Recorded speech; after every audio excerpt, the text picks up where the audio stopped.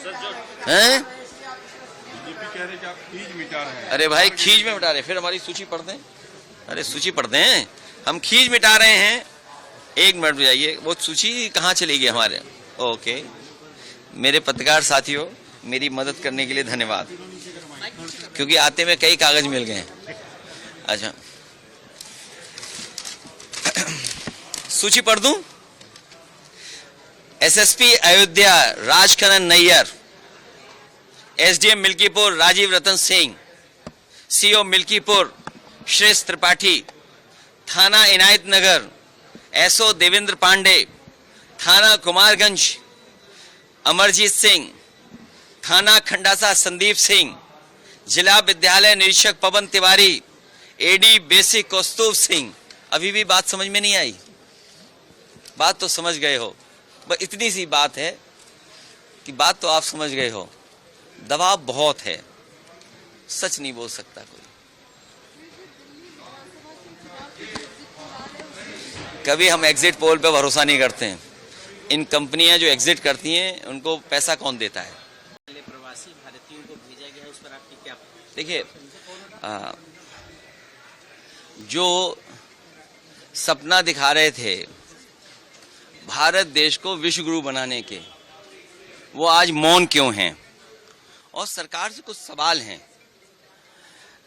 सवाल सिर्फ ये नहीं कि अमेरिका से हालात के मारे भारतीयों को दासों की तरह बेड़ियों में जकड़कर अमानवीय परिस्थितियों में भारत भेजा गया है। सोचिए आप, क्या सपना दिखाया था कि भारत विश्व गुरु बनने जा रहा है, और जो विश्व गुरु बना रहे थे वो आज सब मौन हैं।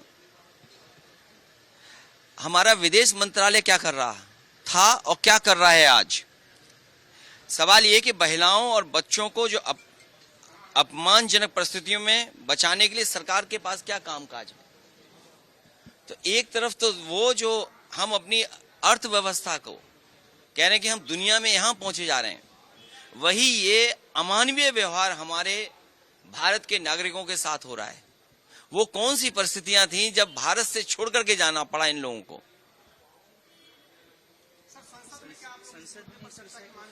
हमारी समाजवादी पार्टी और विपक्ष की मांग है कि सरकार इस पर जवाब दे और चर्चा में शामिल होने का सबको मौका दिया जाए।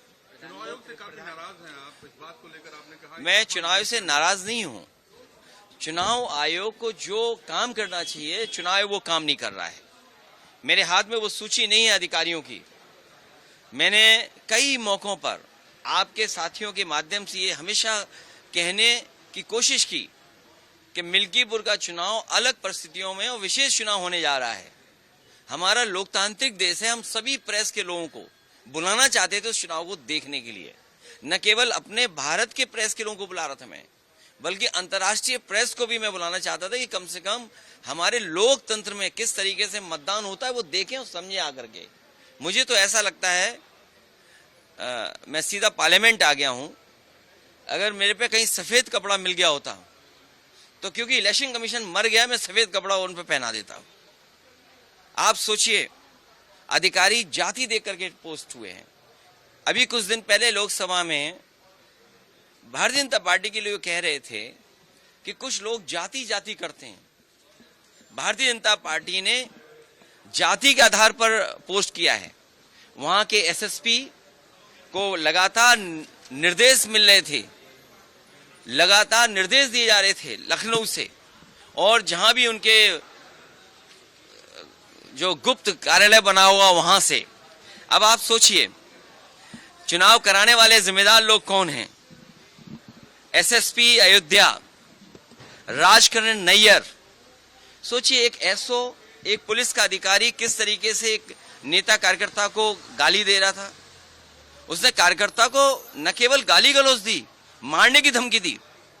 और दूसरा, अभी मेरे पास ऑडियो मिल रहा है मुझे, जब ये ऑडियो वायरल हो गया उसका, पुलिस अधिकारी का, तो वो गांव में जाकर के उस प्रदीप यादव की पिटाई की, उसने मारा पीटा। और अभी सुनने में आया कि जब दबाव पड़ा है तो वो छुट्टी लेकर के भाग गया है। ये अयोध्या के एसएसपी राजकरण नैयर, इसी ने पिटवाया है उनको, और दोबारा पिटवाया जब ऑडियो वायरल हो गया। एसडीएम मिल्कीपुर राजीव रतन सिंह, सीओ मिल्कीपुर श्रेष्ठ त्रिपाठी, थाना इनायत नगर एसओ देवेंद्र पांडे, ये भारतीय जनता पार्टी के किसी के बहुत खासमखा रिश्तेदार हैं। थाना कुमारगंज एसओ अमरजीत सिंह, थाना खंडासा संदीप सिंह, जिला विद्यालय निरीक्षक, जिन्होंने एक एक नाम देख करके पूरी सूची नहीं जारी की। उन्होंने कहा कि पूरी सूची जारी करेंगे तो सब लोग जान जाएंगे कि किस जाति के अधिकारी पोस्ट हो रहे हैं। तो एक एक का ऑर्डर एक एक करके निकाला गया। निरीक्षक, जिला विद्यालय निरीक्षक पवन तिवारी, एडी बेसिक कौस्तुभ सिंह, इनके बारे में आप लोग भी जानकारी कर लेना। जिन मंत्रियों को जिम्मेदारी लगाई थी, जब चुनाव होता है तो कोई भी मंत्री रुक नहीं सकता अपने क्षेत्र में, जिस क्षेत्र में चुनाव चल रहा है। आपको पता होगा, एक बाहर का व्यक्ति जब पकड़ा गया, जब पुलिस ने उसको पकड़ लिया, बाहर की पुलिस ने, तो उसने खुद बात कराने की कोशिश की मंत्री जी से। और ये बात अगर गलत है तो वो तो लाइव था, वीडियो रिकॉर्डेड। आप पता करिए कि किससे बात हो रही थी। वो मंत्री वहीं रुके हुए थे।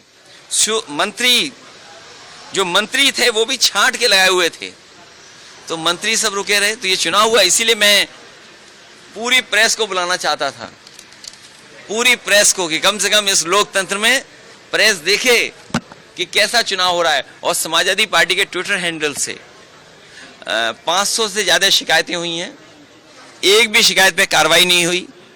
जिस तरीके से मिल्कीपुर लूटा गया, इससे पहले भी चुनाव की लूट हुई थी। अगर चुनाव आयोग उस समय सख्त कार्रवाई अधिकारियों के खिलाफ करता तो शायद मिल्कीपुर में निष्पक्ष चुनाव होता। ये चुनाव निष्पक्ष नहीं हुआ है। इसीलिए हम लोगों ने कहा है कि ये बाबा साहब भीमराव अम्बेडकर जी का दिया हुआ एक अधिकार जो वोट का है, वो भी छीनना चाहते हैं। ये तो सब आपने देख लिया ना कि वोट के अधिकार को भी छीन लिया बीजेपी के लोगों ने। चलिए, धन्यवाद।